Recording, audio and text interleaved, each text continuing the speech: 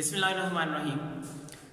आज के लेक्चर में हम ये जानेंगे सीखेंगे कि minus multiply by minus is equal two plus, लेकिन कैसे। बहुत दफ़ा हम इसको यूज़ करते हैं, बहुत दफ़ा माइंड में ये क्वेश्चन भी आता है कि माइनस और माइनस प्लस कैसे हो गया, लेकिन आज तक इसका आंसर नहीं मिला।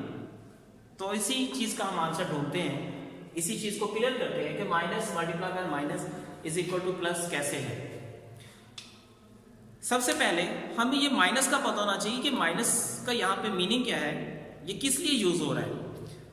नंबर लाइन पे आते हैं, ये हमारे पास कहलाते हैं डायरेक्शनल नंबर्स। ये हमारे पास कहलाएगी पॉजिटिव डायरेक्शन और ये कहलाएगी नेगेटिव डायरेक्शन। अगर हम 2 लिखते हैं तो इसका मतलब हमारे पास ये वाला नंबर, -2 लिखते हैं तो उसके ऑपोजिट साइड पर नंबर 2 यहां पे, यानी नंबर वही 2 है, माइनस ने उसकी डायरेक्शन चेंज कर दी है, उसकी डायरेक्शन ऑपोजिट कर दी है। कहां पे? -2। ठीक, इसी -2 की फिर डायरेक्शन रिवर्स करें तो हमें फिर से क्या मिलेगा? +2।